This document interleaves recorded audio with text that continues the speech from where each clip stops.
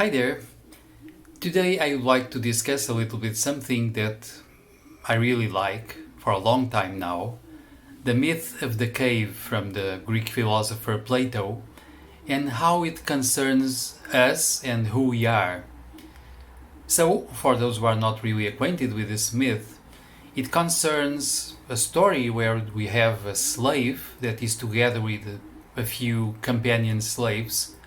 He is tied in a cave in such a way that because of his change he cannot really look away from what is in front of him.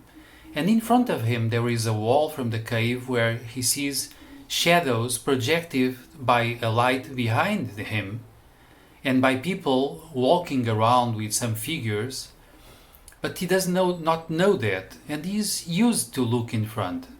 So he believes that reality is just what he sees in front of him and what the other slaves also see. So projections of shadows. But later, at a certain moment, someone frees this slave from his chains and he's sort of forced to look back, and he can notice that after being a little bit dazzled by the light, of course, that there is a fire there is an origin of the light, and because that light is projecting the shadows thanks to some objects that are moved along by some people, like masters of puppetry in a way. So this slave notices that he has been deluded, and what he has been taking as reality is just a shadowy projection of something else. So there is someone producing this illusion to him and the slaves. Then he moves out of the cave, he's like dragged out of the cave actually, and at first he's totally dazzled by the outside world and the outside light, but as his eyes become accustomed to the light, he starts noticing a huge world of nature, of animals, of trees, mountains, and so on. And with time, he can even raise his gaze and notice that above everything there is the sun that gives light to everything and even sustains life everywhere. So the sun is a big origin of all light and all life in a way. The thing is that, to me, we can interpret this allegory in several different ways. To some people, even in modern terms, this is like the media that are making us look at some shadows that they produce for us. They make us believe that that is reality or the whole of reality, while they are actually choosing what they allow us to see. They are manipulating in a way what we can see or not, and so our perception of reality.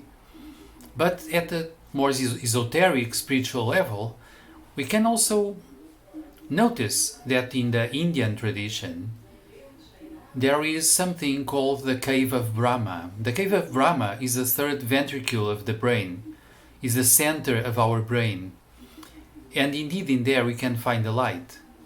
And as we find this light, we can find something else about reality. Later perhaps we'll be able to move out of our cave also, meaning out of our brain and its limitations.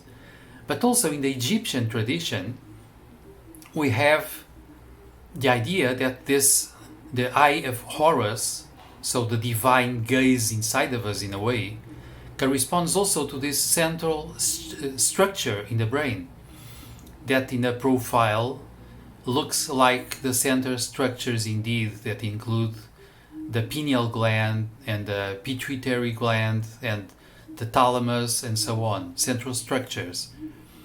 And indeed, it's probably going to the center of our brain instead of moving towards the outside and the plays that are taking place outside in the outward world as we perceive it normally, that we might find something else. Then as we move deeper, we might even find a way to move from our brain towards a higher level to expanded worlds of light perhaps to the sun in a spiritual sense also. And then perhaps we have a perception of something else, totally different. And we have the access to a totally different version of ourselves who can actually be there. This might be also, of course, the higher self, the transpersonal self that is mentioned both in some modern versions of psychology and in spiritual traditions. So I would say that the cave Plato is talking about might also be our brain with its limitations, something that we might transcend. And as we do that, we move away from our normal perception of who we are and from our cultural perceptions also, until we find a totally different reality. And with this, perhaps we become sort of enlightened and we find a totally different way of being, and of being in a way together with the universe, with the world and the universe, with all sentient beings. And perhaps, as in the story from the slave in the myth of the cave, as we return, we mean to help and to bring something else to people. We want to enlighten them, but chances are that we will not be very well received.